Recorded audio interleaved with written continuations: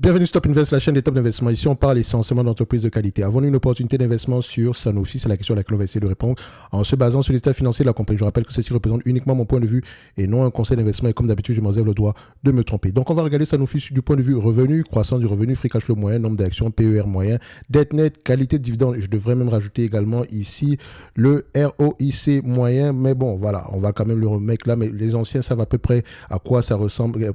Au début de cette chaîne-ci, on avait l'habitude d'utiliser généralement ici notre petite checklist quantitative, bien sûr.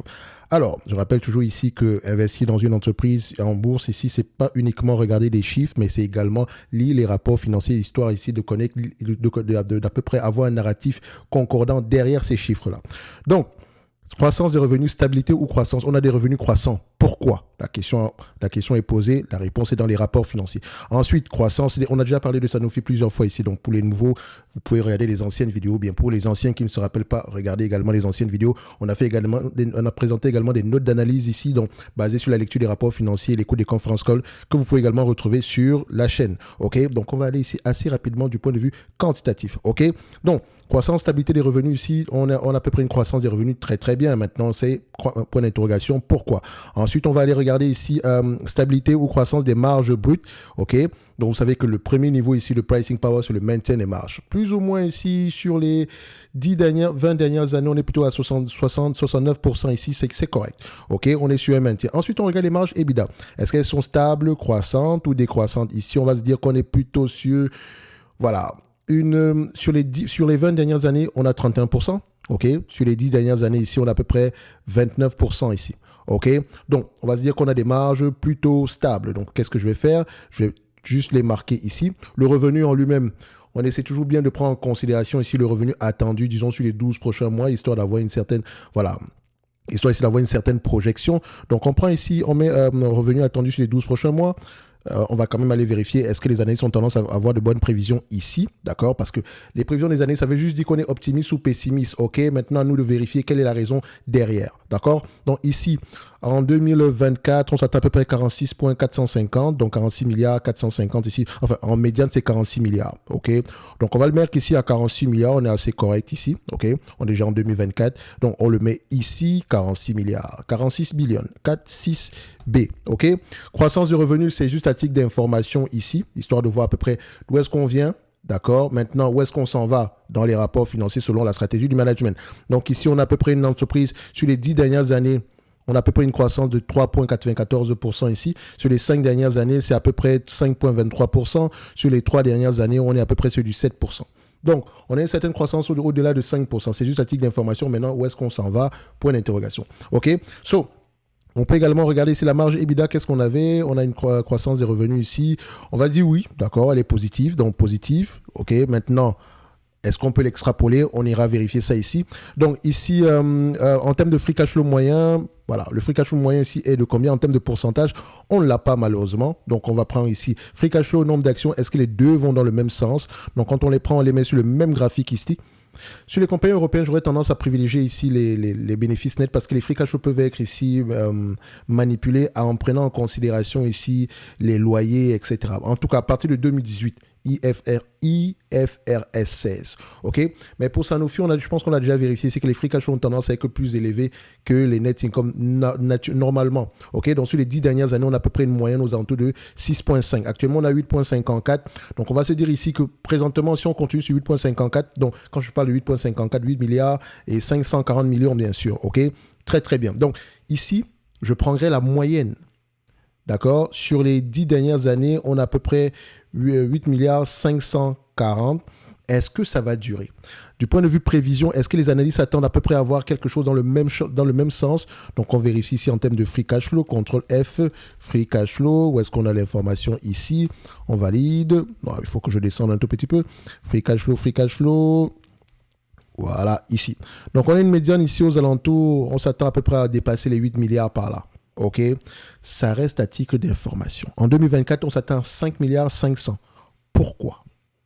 En termes de médiane, bien sûr. Donc, on s'attend à peu près à des free cash flow moins élevés que l'année précédente. Pourquoi? Parce qu'à partir de 2025, on remonte à 10 milliards. Et vu qu'on vend ici des produits pharmaceutiques, faut faire attention ici au brevet, etc. Donc, si je prends le 8 milliards ici en moyenne sur les 5 dernières années, C'est parce que je considère qu'au-delà de 2024, on continuera à avoir au moins 8 milliards 500. OK? Faites très attention avec ce raisonnement-là. Donc, si on prend les 5 dernières années, nous avons à peu près 8 milliards 500. Je prends la moyenne. Je n'essaye pas d'extrapoler un tout petit peu pour le moment. Donc, 8,5, je ne sais pas en termes de pourcentage, mais voilà, on a à peu près l'information ici du point de vue marge. OK? 8,5. Maintenant, le nombre d'actions, est-ce qu'il augmente ou diminue? On a un nombre d'actions ici qui diminue, 1,26. Très, très bien. Point positif également ici. Donc, je marque également dans mon petit carnet 1,26. 1,26. Maintenant, donc, nombre d'actions, le PER moyen pour cette compagnie, je pense qu'on sera que 15 et 17 fois les bénéfices, comme on peut le voir ici. Est-ce que Sanofi, c'est le cas? Sanofi, OK. Les compagnies pharmaceutiques, on va souvent avoir tendance à rester à ce niveau-là. Ouais, c'est ça, sensiblement 15 fois les bénéfices, grand max ici. Donc, on le met ici à 15 fois les bénéfices, OK? PER moyen, c'est 15. Maintenant, dette nette, la dette nette ici, n'oubliez pas toujours aller vérifier les loyers, d'accord? Si on prend la dette nette ici, il faut pas oublier qu'elle peut être bien moins élevée que ce qui est mentionné ici, OK? Mais je vais me limiter là, donc on a à peu près 9 milliards 700. C'est pas plus grave que ça, donc ça veut dire qu'on sera à peu près un peu conservateur en date d'aujourd'hui, 9,7. D'accord, je l'arrondis 9,7 ici, enfin même 9,71. Ensuite, qualité de dividende ici, difficile, on va le voir ici à la fin. Donc, si on prend en considération le ROIC ici, d'accord, donc je pense qu'on va avoir tendance à l'expliquer ici. Il faut toujours comparer par rapport au secteur d'activité, mais n'oubliez pas, il faut également connaître le calcul de cet élément-ci parce qu'il peut être influencé ici par la variation du dénominateur comme le numérateur ici. Donc, si on regarde à peu près sur la moyenne, on aimerait avoir quelque chose pour ce type d'entreprise au-delà de 10%.